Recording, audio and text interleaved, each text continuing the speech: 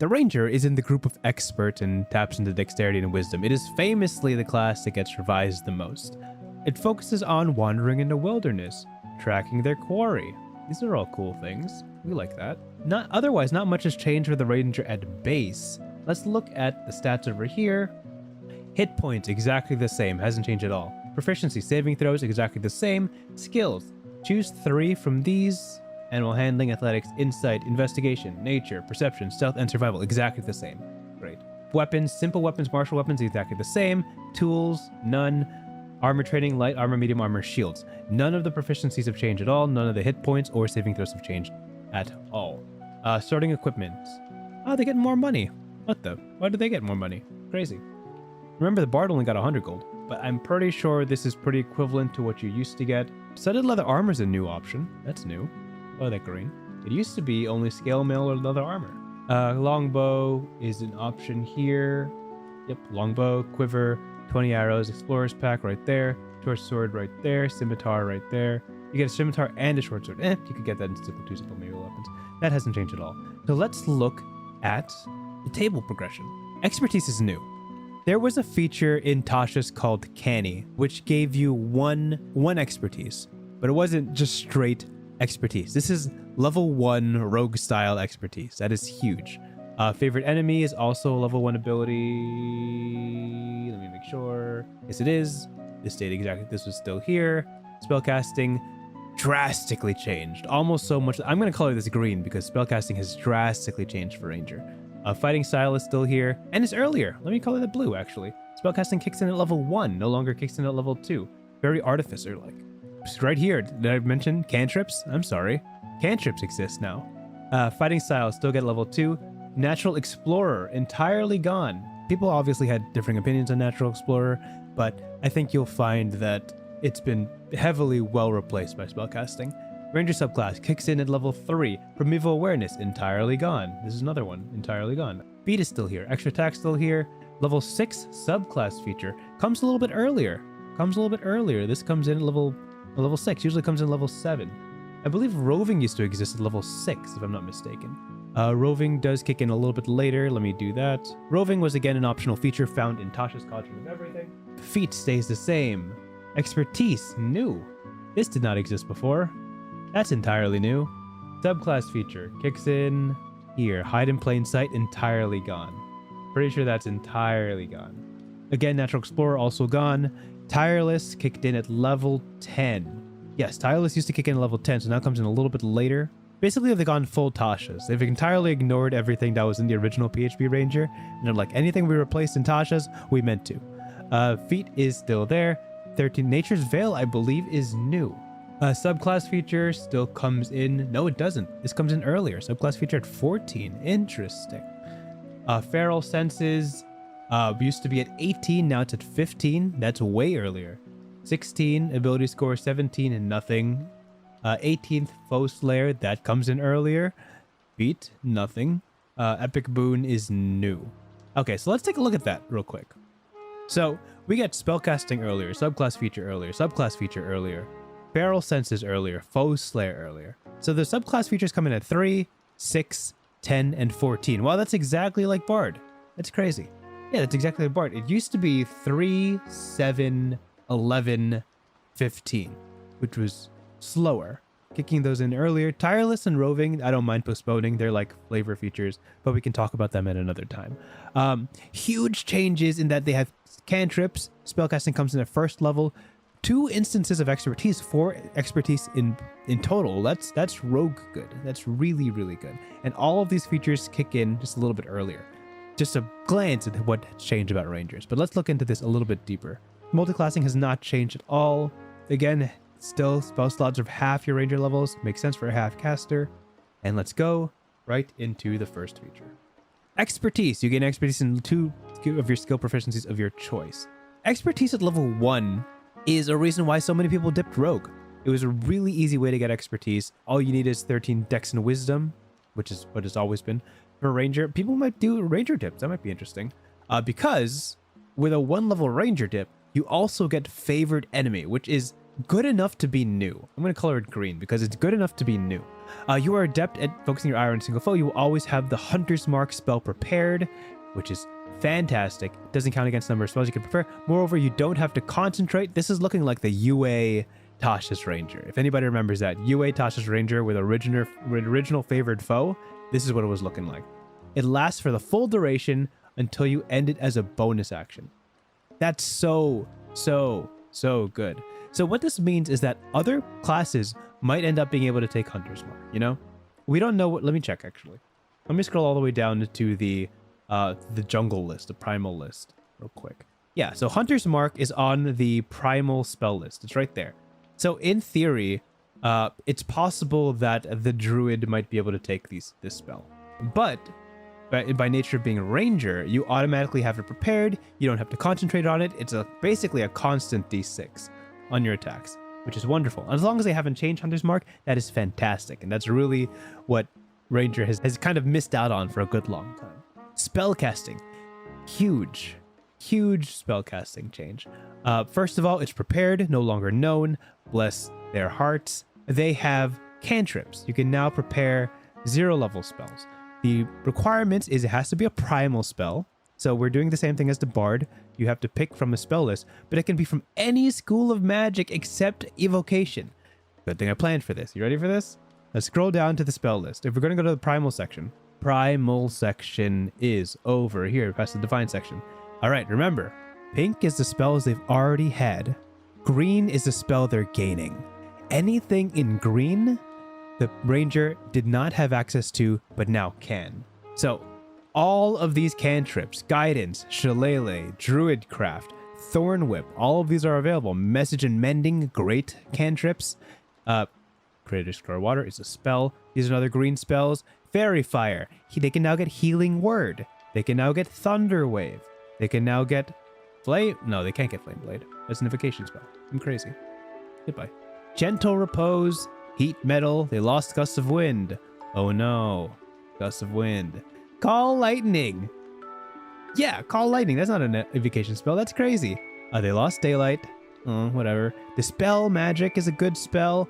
Bane Death is a... I forget what that spell does, actually. I'm not going to say that's a good spell. Mass Healing Words, great. Fleet Storm, okay. They lost Wind Wall. Oh no, Wind Wall. Everybody together. Oh no, Wind Wall. Conjure Minor Elementals. Control Water. Giant Insect. Polymorph. They get Polymorph. Stone Shape. Anti-Life Shell. Awaken. Conjure Elemental. Insect Plague. Mass Cure Wounds. Reincarnate. Scrying. Wall of Stone, and the list ends there because they cannot get 6th-level spells. How many spells is that? That's like at least 20. At least 20 new spells. And what did they lose for it? Well, let's check the list. Spells gained by Ranger. Spells lost, which is a lot. There was too many spells. I didn't write it out. Spells lost. This is the total amount of spells lost. Spells lost by Ranger. This is it. This is the list. Searing Smite, Aid, Gust of Wind, Magic Weapon, Daylight, Wind Wall. Wow. Oh no, what are we gonna do? We lost all of these spells. If only all of these cantrips and all of these green spells could somehow fill the gap in Gust of Wind, Searing Smite, and Wind Wall. Let's just dwell on that for a little bit. That's the Ranger. They get all of those new toys. What was the price of getting those new spells? Well, they lost the original favorite enemy, they lost Pervival Awareness, they lost Natural Explorer.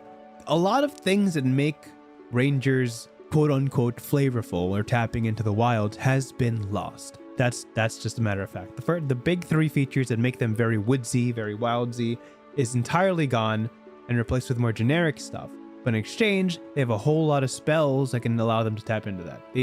The idea is that the primal spell list is what replaces all of those original sort of kind of woodsy spells. Take that as you will. Anyway, you can prepare them, which is wonderful, so you can change them out every day. You have spell slots as you always did. Fighting style.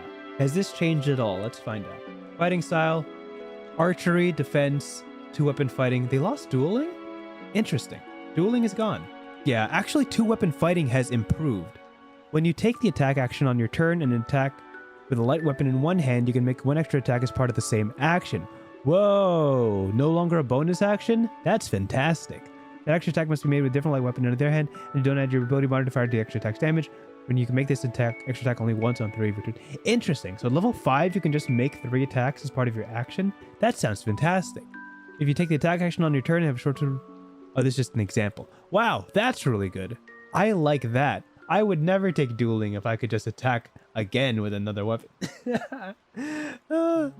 Well, I think this is good. I like this. I don't know how to color it in the way that I like it, but that is good. And this is glitching out on me. That's tragic. Yeah, I would hold my breath about 2-weapon fighting. Obviously, we don't know all the rules yet. It's really hard to check if these are any good or any strong, because a lot of things are going to be changing in the coming months, and we don't know if it hashes out to be really good. But as written, it's just better for now. Ranger subclass, we know this. 4th level, we know this. Extra attack, we know this. Subclass feature, we know this. Roving used to be your walking speed increases by 5, and you're getting climbing speed and swimming speed equal to your walking speed. Yep, that's exactly... Oh, now it increases by 10. As long as you're not wearing heavy armor. This is better. Unless you're doing a heavy armor ranger, which is kind of strange, but you know, do you. 8th level feat, normal. Expertise. So crazy that you get 4 expertise on a ranger now. That's significant to me. 10th level subclass feature. At 11th level tireless. As tireless used to be, as an action, you can give yourself a number of temporary hit points equal to 1d8 plus whiz. You can use the action a number of times equal to your proficiency bonus. You regain all expended uses when you finish a long rest. And when you finish a short rest, your exhaustion level, if any, is decreased by 1. Has that changed at all? This is exactly the same. This is new. It used to be an action you could give yourself temp HP. Now it's whenever you finish a short or long rest, which is markedly worse. This is much worse, right? Because it used to be PB per long rest, give yourself 1d8 plus whiz temp HP, which was good, but like, this is not as good. Okay, whatever. This got weaker. 12th level feat, we know this. Nature's Veil. Oh, it used to be 10th level Nature's Veil, and it replaced Hide in Sight. You drop onto Powers of Nature. As a bonus action, you can magically become invisible until the start of your next turn, PB per long rest. Now it is bonus action to expend a spell slot and become invisible till the end of your next turn? This is so good. This is so good. Is anyone reading this? Is anyone else reading this? You become invisible until the end of your next turn? Guys, you don't become not invisible when you attack or cast spells. You can be invisible for 2 turns with this. Right? Am I reading that correctly? Does anybody else see this? This is crazy. This is really, really good. For 1 spell slot, invisible for 2 turns, no concentration, bonus action, cast any spell you want without being counterspelled, make any attack at advantage. That's good. That's really good. It's later. It's level 13, which is appropriate because it got way better than it used to be. Anyway, this comes a little earlier. Feral Senses, blind sight, 30 feet? So Feral Senses used to be, you are also aware of the location of any invisible creature within 30 feet of you, provided that the creature isn't hidden from you and or isn't blind or deafened. This is basically before they formalized blind sight. And Feral Senses used to say when you attack a creature you can't see, your inability to see, it doesn't impose... Yeah, this is... Feral Senses at level 18 was blind sight with extra steps. This is exactly what it is now. This is so much simpler, so much cleaner, perfectly fine. 16th level feat, 8th foe slayer, your hunter's mark now deals 1d10, then 1d6. What was it before? Once on each of your turns, add your whiz to attack roll or damage roll. You're making us one of your favorite enemies. Whiz mod added to attack roll or damage roll. This is a little bit better. This is a little bit, just a little bit. You can't add the bonus to your attack rolls anymore, but in terms of damage, I don't know. This is kind of weird. Anyway, 19th level feat, 20th level epic boon. Obviously, you get a feat at this level and you get a feat at this level. Great, cool. Examples, again, it's crazy that you get guidance, hunter's mark for free. A lot of these spells you would never get in your normal career. Crazy. Let's look at the hunter. Now, the hunter is the bog standard ranger. Like, you truly can't get any more simple than the hunter. What did they change about the hunter? Oh, so there's no longer Colossus Slayer, Giant Killer, or Horde Breaker. Now it's just when you hit a creature with a weapon or unarmed strike as part of your attack, your weapon deals an extra 1d8 if it's missing any hit points. So it's just... Now it's just Colossus Slayer. Yeah, so this stays, and all of this is gone. I mean, Colossus Slayer was always the best. Let's be real. Horde Breaker was cool, like in theory crafting, but I feel like it never really matched up to the sheer damage output of Colossus Slayer. I will miss these only because I like having more options, but this is basically the same thing. Hunter's lore. This did not exist. This is the new feature. This does not exist in the original Hunter. You call upon while creature is marked by a hunter's mark, you know whether it has immunities, resistance, or vulnerabilities, and if the creature has any, you know what they are. That's pretty great. Yeah, that's great. You can just bonus action mark somebody and know that. Cool. It's very simple, actually. 10th level multi-attack. You now always have Conjured Barrage prepared. Interesting. What the? Interesting. You can also cast a spell with first or second level spell slots. When you do the spell's damage is reduced by 1d8 for each slot level below third. You throw a non-magical weapon into the air. Each creature in a 60-foot cone. 60-foot cone! Must succeed on a dexterity saving throw. Creature takes 3d8 damage. Oh, okay. I mean, that's kind of sick. Wait, that's kind of cool. Downcasting is very funny. Yes, I like you guys saying downcasting. Yep. 60-foot cone is gigantic. 3d8 damage is basically nothing, but that's really interesting. For first level spell slot, you can do 1d8 damage halved on save in a 60-foot cone. At 10th level, 1d8 60-foot cone first level spell. It's not terrible, but I don't think it's good. That deals like on average 4 damage in a 60-foot cone. It's a cool concept and it's a cool spell, but it doesn't fulfill a fantasy here. Dealing 1d8 in a 60-foot cone is middling at best. At 10th level especially. You can deal like 30 damage from your auto attacks, from your basic attacks. You know? So you have to hit like 7 people to make this worth it. I'm not a big fan. So what do you lose? You lose multi-attack? Oh, you lose volley? That's brutal. Volley is amazing. You lose volley instead. Yeah, and you lose whirlwind too? Downgrade. This is bad. 14th level Superior Hunter's Defense. When you're hit by an attack roll, you can use your reaction to have the attack's damage against yourself, and you can redirect the other half of the damage to one creature other than the attacker that you can see within 5 feet of yourself. This is Uncanny Dodge plus Stand Against the Tide combined.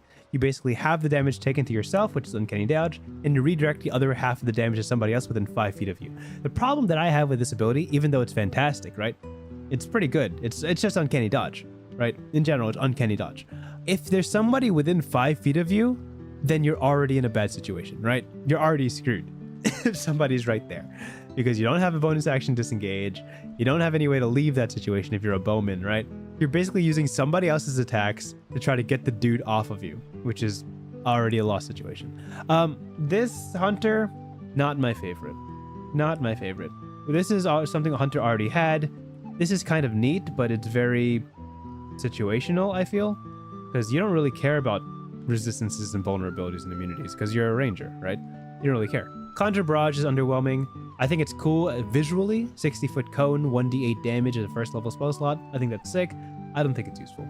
14th level Superior Hunter's Defense. It's a cool ability, but it's kind of like a bailout. This is not what I'd imagine for a capstone for a subclass. Rangers are good in melee. Well, now they are with this new dual wielding thing. 2-weapon fighting. Verdict on the Ranger. I still think it's an improvement. In terms of getting 4 expertise, spellcasting at level 1 prepared, by the way, like 30 new spells you have access to. You have access to cantrips that you can swap out whenever you want. Roving and Tireless are great abilities. Feral Senses you get earlier. Force Slayer you get earlier. Epic Boon. Overall, an improvement. I would rather have this incredible list of spells than the original features that a Ranger had that were more or less very, very situational. That's my verdict on the Ranger. If you disagree, it's okay. It's playtest material anyway.